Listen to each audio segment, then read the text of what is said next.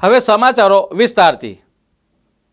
અમારી ચેનલના chief editor આકીભાઈના જણાવ્યા પ્રમાણે સુપ્રીમ કોર્ટે તાજેતરમાં આપેલા ચુકાદા સામે સુરત જિલ્લાના માંડવી ખાતે દલિત અને આદિવાસી સંગઠનો દ્વારા ભારત બંધના એલાનને પગલે રેલી કાઢી માંડવીના નાયબ કલેક્ટરશ્રીને આવેદનપત્ર આપી ન્યાયની માંગણી કરી હતી।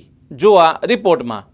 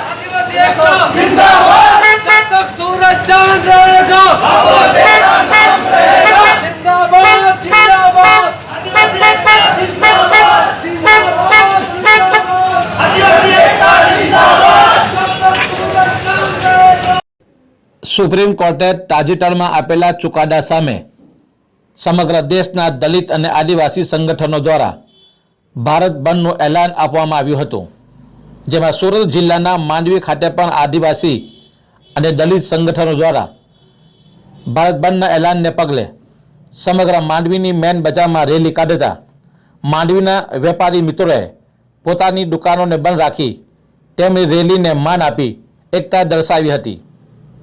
આ પ્રસંગે TV92 ગુજરાતની ટીમે આ રેલીની મુલાકાત લેતા દલિત આગેવાન એવા રાજાભાઈ સોલંકી સાથે વાતચીત કરતા તેમણે અમારી ચેનલને શું જણાવ્યું હતું તે પણ રાજાભાઈ સોલંકીના મોઢેથી સાંભળી લઈએ। આપનું નામ? રાજા સોલંકી, દલિત સમાજમાંથી આવું છું। આજ રોજ જે બંધનું એલાન છે તે કોઈ રાજકીય પક્ષ તરફથી નથી। આ જે બંધનું એલાન છે એ સમસ્ત અનુસૂચિત જાતિ અને સમસ્ત આદિજાતિનું બંધનું એલાન છે। આ બંધનું એલાન જે છે તો નામદાર સુપ્રીમ કોર્ટે જે આ અમારા એટ્રોસિટી એક્ટનો જે કાયદો છે તેના અંદર જે એટ્રોસિટી એક્ટના કાયદાને નબળો કર્યો છે તેના પ્રતિસાદમાં બંધનું એલાન છે। અને સર્વ જે આદિવાસી જે ભાઈઓ આવ્યા છે તે કોઈ રાજકીય પક્ષના લક્ષમાં નથી આવ્યા અને આ બંધનું જે એલાન છે તે નામદાર સુપ્રીમ કોર્ટના અનુસંધાન અમે કર્યું છે।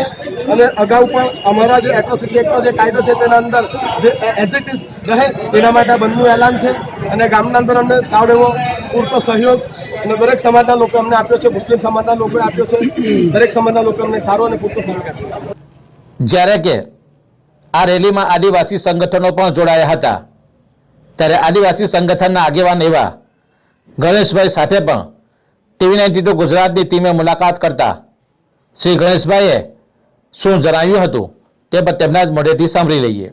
આપનું નામ? ગણેશભાઈ ગામિત, આદિવાસી સમુદાયમાંથી આવું છું। આજે રોજ જે 2 તારીખે ભારત બંધનું એલાન કરવામાં આવેલું છે, આદિવાસી સમુદાય દલિત સમુદાય માટે જે એટ્રોસિટી એક્ટનો કાયદો બનાવવામાં આવેલો છે એ કાયદાને ફેરફાર કરી પાંગડો બનાવી નાખવામાં આવેલું છે।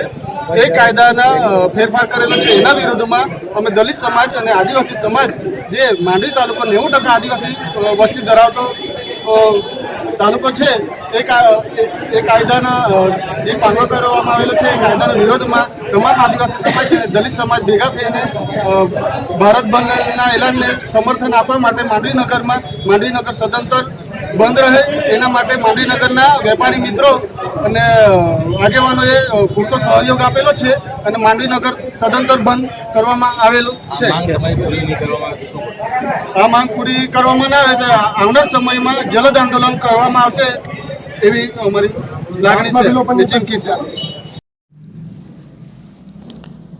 ત્યારબાદ આ ભારત બંધના સમર્થનમાં માંડવીના મુસ્લિમ સમાજ પણ જોડાયો હતો અને તેમણે પણ ભારત બંધના એલાનને સમર્થન આપી એકતા બતાવી હતી। તો દર્શક મિત્રો, આ બાબતે માંડવીના મુસ્લિમ યુવાન આગેવાન એવા સરફરાજ કાજી શું કહી રહ્યા છે તે પણ સાંભળી લઈએ। આપનું નામ? સરફરાજ કાજી, ભગવાભાઈ આજે બંધનું એલાન છે આદિવાસી અને દલિત સમાજ તરફથી. તો આપે આ રેલીમાં જોડાયા શું કહેવા માગો છો? કંઈ નહીં, આજે આ ભારત બંધનું જે એલાન છે, જે આપણા આદિવાસી છે, દલિત લોકો છે, એને કે ભારત બંધનું એલાન કર્યું છે ને અમે આ માંડવીના મુસ્લિમ સમાજના લોકોએ એમને સમર્થન આપી અમે બી આજે બધી દુકાનો બંધ રાખી છે અને અમે એકતાનું દર્શન આપ્યું છે. જ્યારે કે માંડવી બંધના એલાનને પગલે સુરત જિલ્લા પોલીસ વડાના માર્ગદર્શન હેઠળ માંડવી પોલીસમાં સતત પેટ્રોલિંગ કરી સમગ્ર રેલી ઉપર ચાંપતી નજર રાખી માંડવી નગરમાં કોઈ અનિચ્છનીય બનાવ ન બને તે માટે ખડે પગે સેવા બજાવતા માંડવી નગરમાં શાંતિપૂર્ણ માહોલ રહ્યો હતો.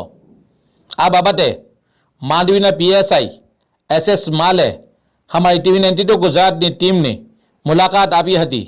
તે દરમિયાન તેમણે પણ શું જણાવ્યું હતું તે પણ સાંભળી લઈએ. પીએસઆઈ SS માલ. સાહેબ, આજે બંધનું એલાનના પગલે સુરત જિલ્લાના માંડવી ખાતે પણ બંધ પાડવામાં આવ્યું છે. શું કહેશો? કોઈ અનિચ્છનીય બનાવ બન્યો છે? સુરત ગ્રામ્ય જિલ્લાના માંડવી તાલુકામાં SC/ST સમાજ દ્વારા ભારત બંધના એલાન અનુસંધાને જે રેલી કાઢવામાં આવી હતી, શિક્ષકશ્રીનાઓની સૂચના અનુસાર અમે બંદોબસ્ત ગોઠવેલ અને જેના લીધે SC/ST સમાજ દ્વારા પ્રાંત ઓફિસ આવી અને આવેદનપત્ર આપવામાં આવેલ છે અને સંપૂર્ણ કાર્યક્રમ શાંતિપૂર્ણ પૂર્ણ થયેલ છે અને કોઈ અનિચ્છનીય બનાવ બનેલ નથી. જ્યારે કે માંડવી નગરમાં સંપૂર્ણ શાંતિ માહોલમાં દલિત અને આદિવાસી સંગઠનો દ્વારા રેલી કાઢી માંડવીના નાયબ કલેક્ટરશ્રીને આવેદનપત્ર આપી